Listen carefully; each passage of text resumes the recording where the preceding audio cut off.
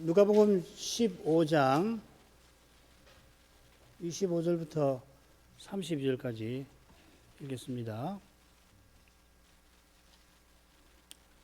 마다들은 밭에 있다가 돌아와 집에 가까웠을 때에 풍류와 춤추는 소리를 듣고 한 종을 불러 이 무슨 일인가 물은데 대답하되 당신의 동생이 돌아왔음에 당신의 아버지가 그의 건강한 몸을 다시 맞아들이게 됨을 인하여 살진 송아지를 잡았나이다 하니 저가 노하여 들어가기를 즐겨 아니하거늘 아버지가 나와서 권한데 아버지께 대답하여 가로되 내가 여러 해 아버지를 섬겨 명을 어김이 없거늘 내게는 염소 새끼라도 주어 나와 내 벗으로 즐기게 하신 일이 없더니 아버지의 살림을 창기와 함께 먹어버린 이 아들이 돌아오며 이를 위하여 살진 송아지를 잡으셨나이다.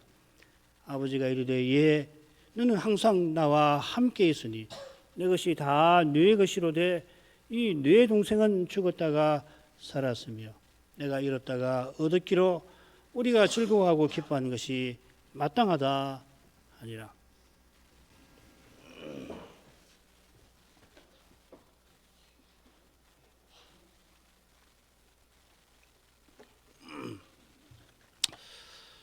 작은 아들이 돌아오니까 아버지는 잔치를 벌여서 죽었다가 다시 살아나시며 내가 잃었다가 다시 얻었다 사람들 앞에서 밝힙니다. 잃었다가 다시 얻었다, 잃었다가 찾았다 하는 이 표현은 시편 119편의 시인이 바라고 바라는 그 일이 마침내 이루어지는 것을 가리킵니다. 119편, 176편 6절 마지막에 이런 양같이 내가 방황하오니 주의 종을 찾으소서 시인이 기도했는데 이제 주님이 그 기도를 들어주시려는 겁니다. 시인이 말하는 이 방황하는 경험은 그저 시인 개인의 경험만 아니라 시인이 대표하는 언약 백성의 경험이듯이 그가 구하는 기도 역시 메시아와 하나님 나라에 관한 것이죠. 그처럼 주님께서 죽었다가 다시 살아났다 하신 것도 이스라엘이 실패한 옛 언약을 예수님께서 성취하시는 것을 가리킵니다. 아직 십자가 전이니까 성취하실 것을 가리키는 거죠. 대표적인 것이 이 에스겔 37장 마른 뼈의 환상이죠. 여호와께서 선지자 에스겔에게 그가 본 환상의 뜻을 똑같은 뜻으로 교훈하십니다. 에스겔 37장 12절부터 14절 읽겠습니다. 내가 너희 무덤을 열고 너희로 거기서 나오게 하고 이스라엘 땅으로 돌아가게 하리라. 내 백성아 내가 너희 무덤을 열고 너희로 거기에서 나오게 한즉 너희는 내가 여호와인 줄 알리라. 내가 또 내 영을 너희 속에 두어 너희가 살아나게 하고 내가 또 너희를 너희 고국에 두리니. 12절 13절 상반절 14절 13절까지 있네요. 그리고 14절 하반절에 보면 마른 뼈가 다시 사는 일, 이스라엘이 무덤에서 죽음에서 나오는 일이 이스라엘이 포로에서 돌아오는 것임을 교훈합니다. 아울러 중간을 보시면 14절 상반절이죠. 내 영을 너희 속에 두어 살아나게 하겠다 하셨습니다. 이건 성신 부어주실 일을 가리키는 겁니다. 에스겔 36장에도 나오고 요엘 2장 28절 이하에 또 나오죠. 구약 선자들은 멀리서 장차 이루어질 구속 사건들을 멀리서 또 겹쳐서 바라보았던 까닭에 포로에서 돌아오게 하시는 일을 장차 성신 부어주시는 일과 한꺼번에 전한 것입니다. 이스라엘이 죽었다가 살아나는 일을 다 이루려고 예수님께서 지금 예루살렘으로 올라가고 계시는 중입니다. 그 길이 곧장 십자가로 이어질 텐데 이러한 배경에서 오늘 낭독한 이 탕자 비유의 후반부를 살필 수가 있겠습니다. 줄거리를 보시지요. 맏아들이 한 종을 불러서 묻는 내용이 25, 26절입니다. 거기에 대해서 이 종이 잔치에 대해서 다 옳은 건 아닌데 이 바른 이해를 표명을 하지 않습니까? 27절에. 그런데 아들은 들어가지 않고 아버지가 나와서 권하는 내용이 한가운데 28절에 나옵니다. 그리고 권하는 아버지께 맏아들은 잔치에 대해서 오해를 원망을 쏟아붓지요. 29, 30절. 그러니까 아버지가 맏아들을 타이르는 내용으로 끝납니다. 잔치가 벌어지고 있는 집 안과 원망이 벌어지고 있는 집 바깥이 대조를 선명하게 이루고 있습니다. 이는 이 세 비유의 배경이 되는 1, 2절과 짝을 이룹니다. 주님께서 식사하시는 자리에서 모든 세리와 죄인에게 천국 말씀을 베풀고 계시는데 밖에서는 바리새인들이 주님께서 죄인을 영접하고 함께 식사하신다고 비방합니다. 천국의 말씀과 지옥의 비방이 언약의 나라 안에서 극명한 대비를 한 집 안과 밖에서 이루고 있습니다. 요컨대 맏아들의 원망은 사람 눈에는 얼마든지 있을 수 있는 일처럼 보일 수 있습니다만은 이 비유가 그렇게 친숙하잖아요. 그런데 십자가로 가시는 그 여행에 비추어서 이건 심상치 않은 일입니다. 자, 먼저 처음 부분으로 가죠. 맏아들은 밭에 있다가 돌아와 집에 가까웠을 때에 풍류와 춤추는 소리를 듣고 한 종을 불러 이 무슨 일인가 물은데, 우선 25절 보시면은 이 중요한 표현들이 1, 2절에 똑같이 나와요. 똑같은 용어는 가까이 왔다, 또 듣는다 하는 용어는 똑같고요. 그 다음에 중요한 표현은 이 풍류와 춤추는 소리, 이게 잔치하는 소리인데 식사하시는 것하고 서로 유사하지요. 그러니까 둘 다 이 잔치 혹은 식사 자리가 배경이 됩니다. 맏아들은 집에 가까이 왔다가 잔치 소리를 듣고는 원망합니다. 바리새인들은 모든 세리가 주님께 가까이 가서 주님 말씀 듣는 것은 보지를 못하고 주님께서 죄인들과 식사하시는 것만 가득합니다. 눈에. 맏아들도 잔치 소리만 귀를 채우기 때문에 종과 아버지의 말씀을 무시하죠. 우리가 이미 맏아들은 바리새인과 서기관 이들의 누룩이 퍼진 무리를 가리킨다는 것을 알고 있습니다.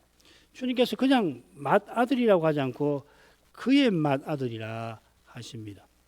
이는 바리새인이 주님을 미워하고 죽이려 하지만 아직은 언약 백성임을 가리키시는 겁니다. 주님께서 끝까지 제자들을 사랑하셔서 가련 유다의 발도 씻기신 것처럼 지금 이 말씀 베푸시고 얼마나 걸릴까요? 몇 주 후에 가련 유다의 발도 씻기신 것처럼 누구보다 교회를 핍박하던 바리새인 사울을 회개케 하셨습니다.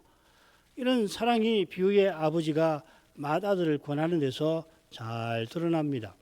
주님께서 이런 비유를 바리새인들에게 베푸신 것도 아직 시간이 있으니 돌이키게 하려 하신 것이 아니고 뭐겠습니까? 주님께서 맏아들이라 부르신 의중을 조금 생각해 볼 만하겠습니다. 이 맏이라고 번역한 낱말 프로스 비테로스라고 하는 말인데 이게 자주 이 장로를 가리키는 말입니다. 여기서 과연 주님께서 이 바리새인들이 장로라고 하는 걸 암시하려고 이 용어를 쓰셨을까? 그건 잘 모르겠어요. 그런데 창세기 27장을 참고해 볼 만합니다. 에서가 장자의 축복을 받으려 하는데 에서는 자기를 누구라고 하냐면 맏아들, 장자라고 부릅니다. 헬라 말은 프로토토코스라고 번역되는데, 그런데 모세는 에서를 뭐라고 하냐면 큰 아들이라고 부릅니다. 이 용어를 여기서는 맏아들이라고 색에서 혼동을 주긴 하죠. 모세가 장자라고 부르지 않고 이 큰아들이라고 부른 것은 에서가 큰아들은 맞지만 장자의 자격이 없음을 암시하는 것 같습니다. 비슷하게 주님도 장자 대신 큰아들이라고 지금 부르시는 것 같습니다. 바리새파가 대수상과 사도계인과 더불어 공회의 대표 장로들이죠. 입니다만은 마땅히 언약을 이어야 할 텐데 오히려 언약을 헐고 있습니다. 철저히 허무입니다. 이들이 하나님의 율법을 수용한다고 자임하지만 실은 율법의 정신을 철저히 거스르고 있습니다. 큰아들이 밭에 있다가 돌아와 집에 가까이 왔습니다. 이 비유를 얼른 읽으면은 이 아버지가 큰아들을 잔치에 부르지 않은 것 같지 않습니까? 제가 여러 주석을 봐도 이걸 설명하는 주석이 없어요. 이걸 전제하는 것 같은데 여러분 읽으셨을 때 어떻습니까? 큰아들이 밭에 있는데 큰아들에게는 알리지 않고 잔치한 것처럼 혹시 읽히지 않으셨어요? 그런데 그가 동네를 떠들썩하게 하는 음악과 즐거운 소리를 듣고 지금 들어가질 않아요. 들어가질 않고 한 종을 오히려 불러냅니다. 그가 동생의 이야기를 전혀 전해 듣지 못했다면, 아버지가 정말 아들에게, 큰아들에게 이 소식을 전하지 않았다면 이런 경우에 어떻게 하겠습니까? 큰아들은 당장 집에 들어가서 사정을 알아보려고 했겠죠. 게다가 아들이하고 자기 하나밖에 없잖아요. 동생이 돌아왔는지 모른다면은 자기가 아버지 다음으로는 그 집의 어른이란 말이죠. 아버지가 내 것이 다 네 것이라고 말하듯이 그가 자기 집에 들어가지 아니할 이유가 아무것도 없어요. 그런데 들어가지 않은 것은 이미 무슨 잔치인지를 알고 있기 때문이든지, 만일 그게 아니라면 이 비유는 다 이걸 드러내지 않습니다. 그렇다면 이건 실로 이상한 반응이죠. 어쩌면은 바로 이 이상함이 주님께서 강조하려 하시는 것인지 모르겠습니다. 바리새인들의 지금 주님을 대적하는 이건 너무도 이상한 일이라고 하는 것을 주님께서 암시하시는 것일지도 모릅니다. 저 개인적으로는 알렸는데 안 들어가는 것 같아요. 여기 설명 안 했지만은 지금 큰아들이 들에 가서 농사를 짓지 않습니다. 그죠? 이 부잣집 아들이고 종들이 농사를 지어요. 들에 갔으면 종들이 농사 잘 짓나 감시하는 사람이란 말이죠. 홀로 들에 있다가 온 거예요. 종들하고 같이 왔다는 이야기도 없죠, 물론. 이건 뭐 제 해석이니까 참고만 하십시오. 큰아들이 한 종을 불러냅니다. 이 낱말이요, 흥미롭습니다. 파이스라는 말인데, 종이란 뜻도 물론 있습니다만은 소년 혹은 소녀를 가리키는 말입니다. 이 누가복음에 둘 다 쓰입니다. 백부장이 자기 종을 주님께서 치유해 주시기를 구하면서 그 종을 파이스, 마이 보이라고 그랬죠. 영어로 마이 보이, 아주 이 사랑을 담아 부르는 겁니다. 아람어 역부는 이 소년이라고 새기는데, 이 역부는, 이 번역은 배경하고 관계되어 있습니다. 이 춤추는 소리하고 관계되는데, 춤추는 이 소리는 소년들이 집 바깥에서 마당에서 빙글빙글 돌고 있는 것을 가리킵니다. 이 소년이니까 아주 어려서 술 먹는 잔치 자리에는 앉지를 못하지만 집 바깥에서 마당에서 잔치를 즐기는 것입니다. 이 해석이 신빙성이 있는 것이, 이 부른 종이 뭐라고 그러냐면 큰아들의 물음에 당신의 아버지라고 말하는 것도 그렇습니다. 만약에 이 집에서 부리는 종이라면은 비유의 아버지를 그렇게 부르지 않습니다. 제 주인이, my master, 이렇게 불러야 합니다. 게다가 큰아들이 계속 바깥에 있으면서 사람을 부른 것과도 어울립니다. 왜 들어가지 않았을까? 희한한 일이잖아요. 이런 점에 비추어서 이 무슨 일인가 하고 큰아들이 부를 때 대체 이게 무슨 말로 불었을까 하는 겁니다. 큰아들이 집안에 잔치가 벌어지고 있는데 무슨 영문인지 몰라가지고서 그 영문을 알아보려고 묻는 것이라기보다는 집 바깥에서 춤추는 소년 하나를 불러가다가 지금 여기서 뭐 하고 있는 거냐?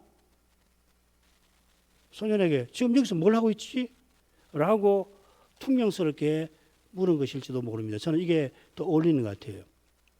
이미 천하의 말종인 동생 때문에 지나치다 못해 용납할 수 없을 정도로 잔치가 거하게 벌어진 것을 전해 듣고는 어쩌면은 잔치가 이쯤이면 정리됐겠지 하고서 계속 밭에 혼자 있다가 돌아왔는데 여전히 집 바깥에서 소년들이 춤추고 있으니 화가 나서 소년 하나를 불러다가, 이 부른다는 말도 아주 명용조입니다. 아버지가 권한다는 말하고 똑같은 동사가 있는데 전치사가 달라요. 아버지가 권한다 할 때는 이렇게 옆에 부르는 것이고, 지금 아들이 부른다는 말은 이 주인이 종에게 명령하듯이 너 이리 와 하고 이 부르는 동사입니다. 이런 거 다 설명하기가 한데, 그렇게 하고 지금 너희들 여기서 뭐 하고 있는 거야? 이렇게 물은 것도 같습니다. 만일 이게 맞는다면 주님께서 세리와 식사하시는 것을 제자들은 기뻐하는데 바리새인과 서기관들은 분노하며 대체 뭐 하고 있는 거야? 네 주인은 뭐 하고 있는 거냐? 마태복음이 그런 말 했죠. 어찌하여 너희 선생은 세리와 죄인들과 함께 잡수시느냐? 누가복음에는 이 촉인데 그 제자들을 비방하여 가르되 너희가 어찌하여 세리와 죄인과 함께 먹고 마시느냐? 대체 무슨 짓 하고 있는 거냐? 요렇게 지금 그 큰아들이 이 소년에게 tun경스럽게 말을 건네는 것 아닌가 생각됩니다. 그러니까 꼭 그렇다고 단정하지 말고 저는 그렇게 읽힙니다. 아무튼 이제 이상한 거예요. 이게 지금 그 주인집 바깥에서 맏아들하고 이 소년하고 대하며 맏아들이 들어가지 않고 이 하는 행위가 너무너무 이상한 일이라고 하는 것은 분명합니다. 27절로 가죠. 대답하되 당신의 동생이 돌아왔으며 당신의 아버지가 그의 건강한 몸을 다시 맞아들이게 됨을 인하여 살진 송아지를 잡았나이다. 소년이 큰아들에게 대답합니다. 큰아들이 화내며 물었는데 소년은 천진하게 대답합니다. 너무 즐거우니까 화내는지도 모르는 거지요.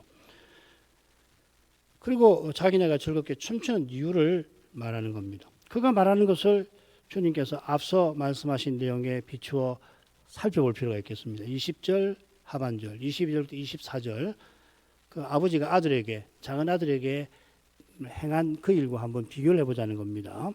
소년은 비유의 아버지가 종들에게 지시한 것 중에서 살진 송아지 잡은 것만 말하고 있죠. 이것은 큰아들이 아버지에게 원망하며 말하는 내용하고 정확하게 붙어 있습니다. 살진 송아지 잡는 것이 작은 일은 아니지만 사실 더 중요한 건 뭐냐면 제일 좋은 옷 입히고 가락지 끼고 발에 신을 신기는 겁니다. 그보다 더 중요한 것은 아버지가 달려가서 그를 목에 안고 안아주는 것이. 이는 아버지가 죽기를 바라던 작은 아들을, 그래서 아버지의 식구들은 물론이고 친척, 이웃, 벗들도 사람 취급하지 아니하던 그 아들을 아버지가 자기 아들로 받아들이게 만드는 절차지요. 그처럼 가장 중요한 것은 아버지가 버선발로 아들을 달려가서 아들을 안고 입맞춘 일일 겁니다. 작은 아들에게 가장 멸시받고 가장 상처받고 가장 손해본 그 아버지가 사랑하는 아들로 맞이한 것입니다. 큰아들이 부른 사람이 만일 종이라면은 살찐 송아지 잡은 것만 마르지 않았을 것 같습니다. 춤추는 소년에게 살찐 송아지만큼 흥미롭고 신나는 일이 없습니다. 소년이 잔치를 즐거워하는 점에서 큰아들과 전혀 다릅니다만은 큰아들이 염소 새끼를 덜먹이는 것처럼 소년들이 살찐 송아지를 말하는 데서 묘한 동질성이 묻어나는 것 같습니다. 이리 말씀을 드리면은 제자들이 하나님 나라에서 큰 자가 되려는 태도가 바리새인과 근본적으로 다르지 않은 것을 주님이 암시하시는 건 아닌가 생각을 해 보았습니다. 아울러 소년은 작은 아들이 건강한 몸을 아버지가 작은 아들의 건강한 몸을 다시 맞아들였다고 하죠. 작은 아들이 건강한 상태로 왔다는 겁니다. 이 낱말이 누가복음에 3번 나옵니다. 바울서신에 좀 더 많이 나오는데 바울서신에서는 한결같이 건전한 교훈에 바른 교훈을 표시하는 말입니다. 요한 3서에서는 영원히 건전한 상태를 가리킵니다. 주님이 의인으로서 세상에 오셨는데 건강한 자 같은 말입니다. 아니라 병든 자를 고치려 하십니다. 백부장의 집에 가지도 아니하시고 종을 건강하게 하시죠. 이런 용리에 비추면은 아들이 건강한 상태로 아버지가 맞이했다는 표현을 이 표현의 용리에 비춰 살필 필요가 있습니다. 작은 아들이 지금 어떤 상태입니까? 굶어 죽을 처지에서 게다가 먼 나라에서 걸어왔으니 몰골이 말이 아니지 않았겠습니까? 이런 상태를 건강한 몸이라 건강하다라고 하는 것은 아무래도 실제 상황과 어울리지 않는 데가 있습니다. 그래서 어떤 학자들은 이 건강하다는 말에 아람어를 조사하면 샬롬이란 말일 거다. 무사하게 돌아왔다 하는 뜻일 거다. 그렇게 해석하는 분들도 물론 있긴 합니다. 그러니까 작은 아들이 회개하고 돌아온 것을 상징적으로 표현한 것이라고 보는 거죠. 그러나 그렇게 해석하기보다는 소년이 큰아들과 달리 잔치를 즐거워하지만은 즐거워할 이유를 충분히 알지는 못하는 그런 상태로 보는 것이 자연스러워 보입니다. 28절로 가겠습니다. 저가 노하여 들어가기를 즐겨 아니하거늘 아버지가 나와서 권한대. 소년의 말에 큰아들은 노하며 집에 들어가지 않습니다. 이 노한다 하는 동사가 하나님과 마귀에게 다 쓰일 정도로 다양하게 쓰이는데 모든 경우를 다 살펴보면 그냥 마음에 들지 않아서 성내는 정도가 아니라는 것을 진노하는 겁니다. 공간 복음서에서는 이 경우를 제외하고는 주님의 비유에서 나오는데 심판하시는 하나님께 이 용어가 쓰입니다. 요컨대 큰아들의 분노는 진노하시는 하나님께 심판받을 만한 그런 무서운 태도임을 암시하는 것 같습니다. 우리가 이 비유의 배경인 1, 2절에서 바리새인의 원망이 얼마나 악한지를 살폈죠. 비유의 아버지가 돌아온 작은 아들에게 잔치를 베푸는 것이 우리 주님께서 세리와 함께 식사하시는 걸 가리킵니다마는 세리들이 주님을 가까이하며 그 말씀을 듣는 이것은 막대 먹은 둘째 아들이 개가 천선하자 아버지가 그를 따뜻하게 맞이하는 것에 비할 수 없이 고귀하고 거룩한 일 아닙니까? 하나님 말씀을 주님께 듣기 위해서 가까이 온 이게 얼마나 놀라운 일입니까? 돌려 생각하면 바리새인이 주님께서 죄인들을 환영하며 함께 식사하시는 걸 비난하고서 그들이 주님을 가까이하며 말씀 듣는 것을 무시하는 이것이 비유의 큰아들이 노하는 것보다 훨씬 악한 것입니다. 바리새인이 당시 로마 제국의 눈에는 도덕적인 인물들이지만은 주님의 거룩한 눈에는 그들이 자기 의를 힘써 이루며 자기 세계를 세우려고 하는 이것보다 주님의 눈에는 악한 게 없습니다. 주님이 대지상들보다도 바리새인들을 특별히 책망하신 이유가 거기 있는 겁니다. 그들의 누룩, 외식이 얼마나 심각하면 예루살렘 올라가시는 길에도 사도들에게 주의하라고 신신당부하셨겠습니까? 이 누룩을 버리지 못하니까 그들이 중차대한 시점에 곧 예수님이 돌아가시는 직전에 주님 나라에서 누가 크냐고 다투었던 것입니다. 주께서 제자들을 위하여 간구하지 않으셨다면 베드로도 가룟 유다처럼 되지 않을 수가 없었을 겁니다. 지금 바리새인이 보인 심정과 태도는 자기 백성을 구원하러 오신 메시아를 미워하고 죽이는 겁니다. 이게 바로 배도라고 하는 겁니다. 적그리스도의 배도에 버금갈 그런 배도인 것입니다. 비유의 큰아들이 노한 것에 이런 무서운 죄가 도사리고 있는 겁니다.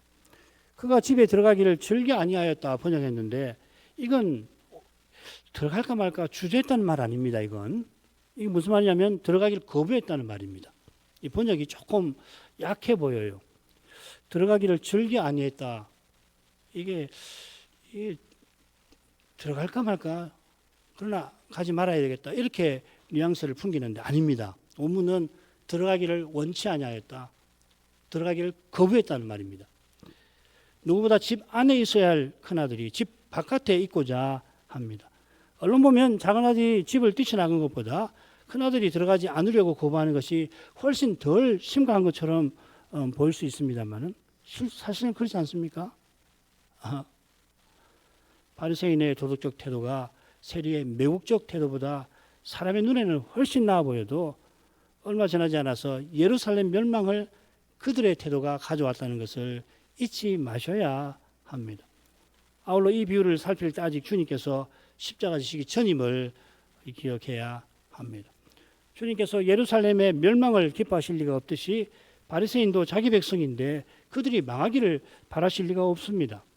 이런 심정이 비유의 아버지가 나와서 권하는 데서 잘 드러납니다.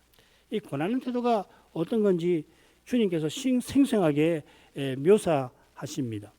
비유의 아버지는 나오자마자 권할 뿐만 아니라 계속 권하고 있습니다. 지금 동사가 그렇게 쓰여 있어요.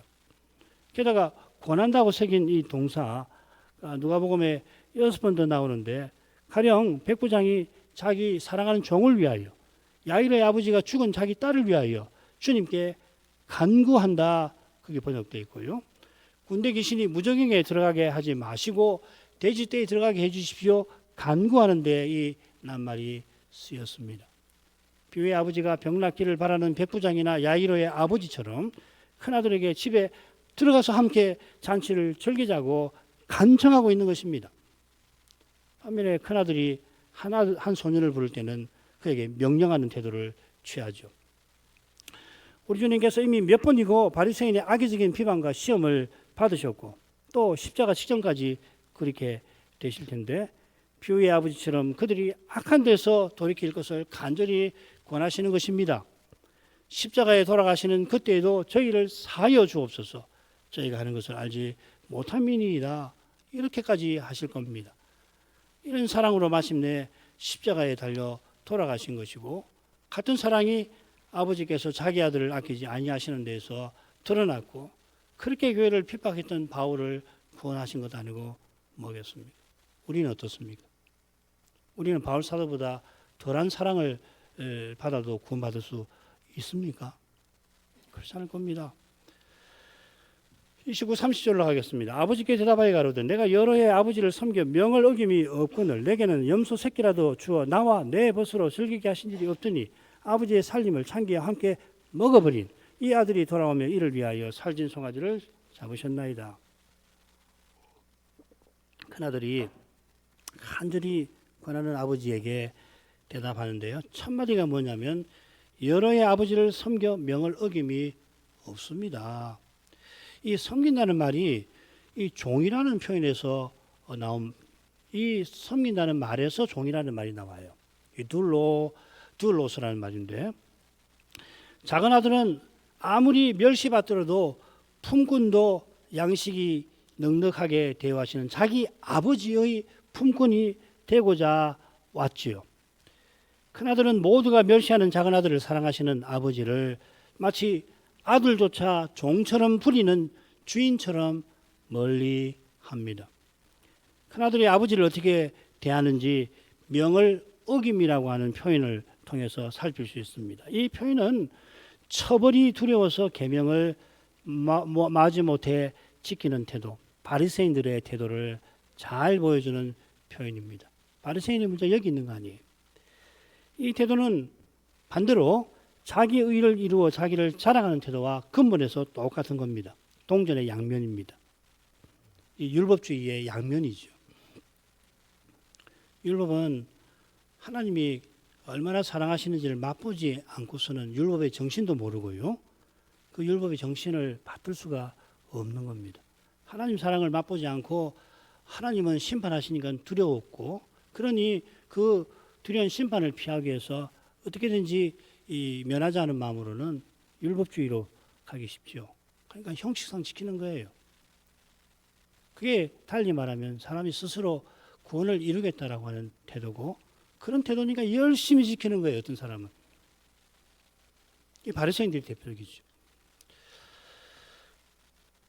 누가복음 18장에 비유해서 바리새인이 기도하며 자기의 자격과 자기의 선행을 하나님 앞에 선전하는데, 이게 그들의 구원관과 딱 붙어 있습니다. 이 바리새인들의 구원관에 따르면 장차 하나님께서는 선행과 악행을 저울질해서 선행이 악행보다 더 많으면 그 사람이 영생을 주신다 가르칩니다. 이런 교리는 선행을 장려하고 구원 얻을 자격을 말합니다. 가톨릭 교회가 똑같지는 않지만 비슷하죠. 그리고 참된 믿음이 아니면 결국 똑같아져요.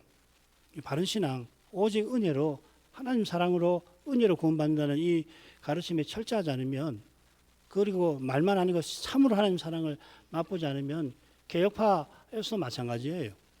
그건 어쩔 수 없어요.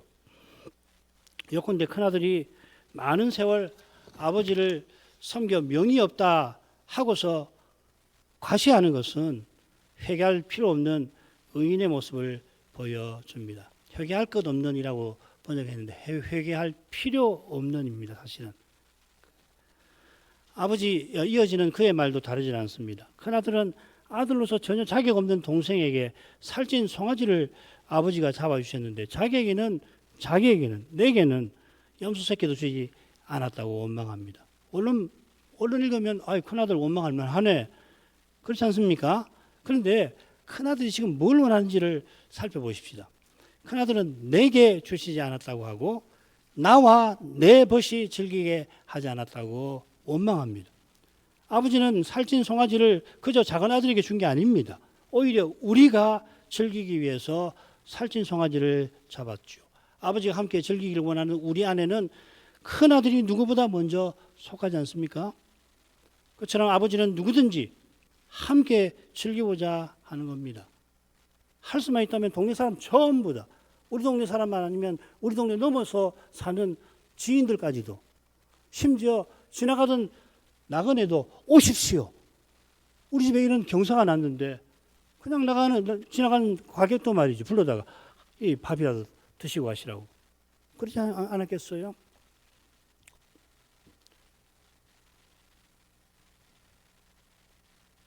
이런 심정은 하나님의 사랑을 참으로 맛본 사람의 마음에서 절로 일어납니다. 하나님이 온 세상에서 나 혼자 있는 것처럼 사랑하시는 그 극진한 사랑을 맛보게 된다면 나 같은 죄인을 위해서 자기 아들을 아끼지 아니하셨구나 깨닫는다면은 비유의 아버지처럼 누구든지 자기처럼 되기를 바라죠. 이게 산상보원에 나와 있는 황금률이 의미하는 바입니다. 읽겠습니다. 그러므로 누구든지 남에게 대접을 받고자 하는 대로 너희도 남을 대접하라. 이것이 율법이요 선지자니라. 남에게 대접받고자 하는 게 뭐겠습니까? 그리스도의 사랑으로 대해주는 것이죠. 나도 그렇게 대하고 저 사람도 나를 그리스도의 사랑으로 대접하고 서로 주고받는, 서로 먼저 섬겨서 그리스도를 드러내는 그거. 그러나 큰아들은 할 수만 있다면 자기 혼자만 하나님의 특별 대우를 누리고자 합니다. 감히 하나님도 나 하나의 행복을 위해서 곁에 우두커니 계시게 하려 합니다. 큰아들은 작은아들을 자기 동생 취급하지 않습니다. 한글 개혁은 이 아들이라고 번역했지만 중요한 말이 빠졌습니다. 이 당신의 아들이라고 부릅니다. 내 동생이라고도 하지 않고 이 아들이라고만 하지 않고 이 당신의 아들이라고. 그러니까 자기가 아들 아닌 듯이 사실상 말하는 거고 아버지를 인정하지 않는 듯이 대하는 거죠. 큰아들은 아버지가 기뻐하는 그것을 지독히 싫어합니다. 예루살렘에 예수님이 올라가시는 길에 바리새인이 바로 이런 심정과 태도를 보이는 겁니다. 그들은 천국문을 사람들 앞에 닫고 자기도 들어가지 않고 들어가려 하는 자도 들어가지 못하게 합니다. 천국문을 열어 죄인도 들이시는 이것만큼 하늘아버지께서 기뻐하시는 것이 어디 있습니까? 큰아들은 동생의 악행을 아버지의 살림을 먹어버린 것이라고 표현을 해서 살진 송아지는커녕 염소 새끼 먹을 자격도 없다고 비난하고 있는 거죠. 용어 많은데 먹어버린 아버지 피 같은 재산을 먹어치운 이 말이죠. 주님께서 세리와 식사하시는 것을 비난할 때 바리새인은 그들이 주님의 교훈을 듣지 못하게 하려 합니다. 얼마나 무서운 일입니까? 하나님 말씀 못 듣게 하는 거예요. 그들에게 말씀하시는 주님을 죽이려 합니다. 이게 지옥 자식이죠. 아무도 구원 못 받게 만들려고 하는 거 아니에요. 마지막 부분 간단히 읽어 마치죠. 아버지가 이르되 예 너는 항상 나와 함께 있으니 내 것이 다 네 것이로되 이 네 동생은 죽었다가 살았으며 내가 잃었다가 얻었기로 우리가 즐거워하고 기뻐하는 것이 마땅하니라. 참 살필 것이 많은데 이미 앞에 말씀드린 것과 많이 겹치니까 간단하게 마무리 짓는 게 좋겠습니다. 아버지가 예 하고 친근히 부르면서 큰아들을 타이릅니다. 너는 항상 나와 함께 있다 합니다. 바로 이 사실을 큰아들이 놓치고 있는 거죠. 아버지가 돌아온 작은아들을 위하여 살찐 송아지를 아까워하지 아니한 이유가 바로 이 관계에 있는 것입니다. 하나님이 자기 아들이라도 아끼지 않고 내어주신 이유가 바로 이 관계에 있는 거 아니에요. 우리를 자기 아들로 삼기 위해서. 하나님께서 시내산에서 언약 맺으신 목적도 이스라엘의 아버지, 이스라엘의 하나님 되어주시는데 있습니다. 바울도 우리의 구원이 바로 이 관계에 있음을 분명히 교훈합니다. 그걸 양자될 것, 장차 우리가 얻는 구원을 양자될 것이라고 했습니다. 21절에는 하나님의 자녀의 영광의 자유라고도 표현했고 29절에는 그 아들의 형상을 본받게 위하여서 많은 형제 중에서 맏아들이 되게 하려 하셨다. 이 거룩한 관계, 사랑의 교제를 위해서 하나님이 자기 아들을 아끼지 않고 내어주셨습니다. 자기 아들을 죄 있는 육신의 모양으로 세상에 보내셨습니다. 비유의 아버지를 통해서 주님께서 바리새인이 자랑하는 옛 언약의 본질이 무엇인가를 그들이 수호하겠다고 그렇게 예수는 그 옛 언약, 율법의 본질이 뭔가를 교훈하고 계십니다. 여호와께서 이스라엘을 특별한 소유로 삼으신 뜻이 주님께서 죄 있는 육신의 모양까지 취하신 바로 거기에 있는 것입니다. 놀랍게도 그 뜻은 바리새인이 메시아를 미워하고 죽이는 그 죄를 통하여 이루어지게 됩니다마는 주님께서는 그런 바리새인이 그런 죄를 범치 말라고 지금도 비유를 들어서 간절히 권하십니다. 하나님의 말씀으로 권하실 때 잘 받으시기를 권합니다. 그러나 하늘 아버지께서 메시아를 통하여 죄인을 구원하고 계시는 바로 그 현장에서 바리새인은 메시아를 죄인 취급하며 배도하고 있습니다. 바로 이 두려운 죄가 점점 심해지는 시대를 우리가 살아가고 있다는 것을 한시도 잊지 마셔야 합니다. 잊지 않으려면 세리처럼 자기가 얼마나 죄인인지를 알고 겸손히 주님의 말씀을 듣는 거기에 있는 것입니다. 이것이 이 시대의 가장 중요한 일입니다. 기도하겠습니다. 거룩하신 아버지, 예수님의 비유를 통하여 미련한 제자들을 깨우치시고 그들을 사도로 세우셔서 그들보다 더욱 미련한 저희도 예수님의 교훈을 조금이나마 깨달아갈 수 있게 하셔서 감사드립니다. 예수님께서 비유하실 때는 아직 십자가 지기 전이지만은 아버지의 사랑이 얼마나 거룩하신지를 모를 수 없게 하십니다. 이 거룩한 사랑에 비추어서 바리새인의 배도, 이스라엘의 배도가 얼마나 심각한 죄인가를 깨닫게 하십니다. 이 시대의 만연한 배도에서 저희가 볼 것을 보게 해 주시옵소서. 거룩한 빛을 비추어 주시옵소서. 그 거룩한 빛이 이 시대에 주님께서 친히 부르신 교회와 신자들에게 실로 절실함을 주님이 잘 아시나이다. 그 심정을 조금이라도 헤아리게 하셔서 이 시대에 힘써야 할 일이 무엇인지를 알고 그것을 힘쓰되 단 하루를 살더라도 주님께서 이 시대에 하시는 그 일에 쓰임을 받게 하시옵소서. 예수님 이름으로 기도합니다. 아멘.